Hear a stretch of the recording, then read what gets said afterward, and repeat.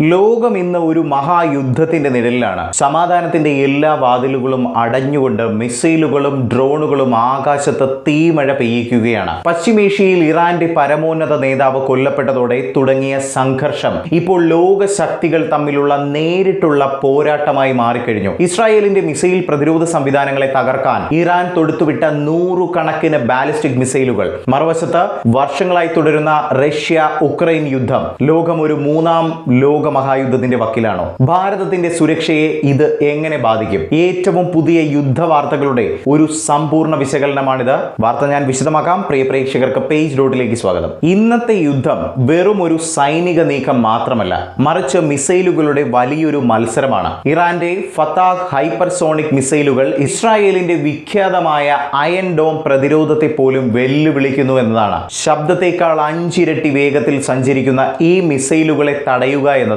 ലോകത്തിലെ ഏറ്റവും മികച്ച പ്രതിരോധ സംവിധാനങ്ങൾക്ക് പോലും പ്രയാസമാണ് എന്നതാണ് ഇപ്പോൾ പുറത്തു വരുന്ന വാർത്തകൾ. ഇസ്രായേലിലെ പ്രധാന നഗരങ്ങളിലും സൈനിക താവളങ്ങളിലും വലിയ നാശനഷ്ടങ്ങൾ ഉണ്ടായതായാണ് റിപ്പോർട്ടുകൾ. ഇതിന് തിരിച്ചടിയായി ഇസ്രായേൽ തങ്ങളുടെ അത്യാധുനിക F-35 യുദ്ധവിമാനങ്ങൾ ഉപയോഗിച്ച് ഇറാന്റെ എണ്ണ കമ്പനികളെയും ആണവ നിലയങ്ങളെയും ലക്ഷ്യം വെക്കുന്നു എന്നതാണ്. ഈ മിസൈൽ പോരാട്ടം മിഡിൽ ഈസ്റ്റിലെ സമാധാനം പൂർണ്ണമായും തകർത്തിരിക്കുകയാണ് എന്നതാണ് എടുത്തു പറയേണ്ടത്. ഇതിൽ അമേരിക്കയുടെയും റഷ്യയുടെയും ഇടപെടൽ അതെന്താണ് സൂചിപ്പിക്കുന്നത്? ഈ യുദ്ധം കേവലം പ്രാദേശികമല്ല. അമേരിക്ക തങ്ങളുടെ വിമാനവാഹിനി കപ്പലുകൾ മിഡിൽ ഈസ്റ്റിലേക്ക് അയച്ചു കഴിഞ്ഞു. ഇസ്രായേലിനെ സഹായിക്കാൻ അമേരിക്ക നേരിട്ട് രംഗത്തിറങ്ങുമ്പോൾ മറുവശത്ത് റഷ്യ ഇറാന് പിന്തുണയുമായി എത്തുകയാണ്. റഷ്യ ഉക്രൈൻ യുദ്ധത്തിൽ ഇറാൻ നൽകിയ ഡ്രോണുകൾ റഷ്യക്ക് വളരെ വലിയ സഹായമാണ് അന്ന് ചെയ്തത്. അതുകൊണ്ട് തന്നെ ഈ പ്രതിസന്ധിയിൽ ഇറാനെ കൈവിടാൻ റഷ്യ തയ്യാറല്ല.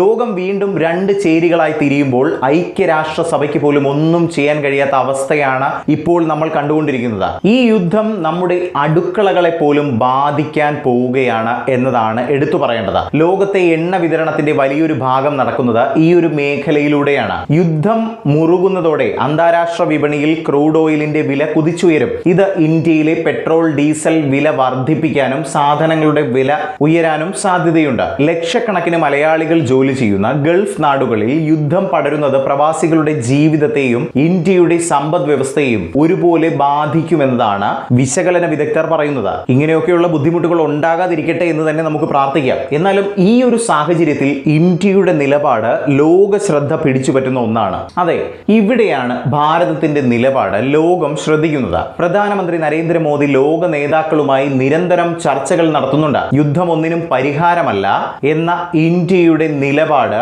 ഇന്ന് ലോകം അംഗീകരിച്ചു തുടങ്ങിയെന്നതാണ്. റഷ്യയുമായും അമേരിക്കയുമായും ഒരുപോലെ ബന്ധം പുലർത്തുന്ന ഇന്ത്യക്ക് ഈ യുദ്ധം അവസാനിപ്പിക്കാൻ വലിയൊരു പങ്ക് വഹിക്കാൻ തന്നെ കഴിയും. ലോകത്തെ സമാധാനത്തിലേക്ക് തിരിച്ചു കൊണ്ടുവരാൻ ഭാരതം നടത്തുന്ന നയതന്ത്ര നീക്കങ്ങൾ വരും ദിവസങ്ങളിൽ നിർണായകമാകും.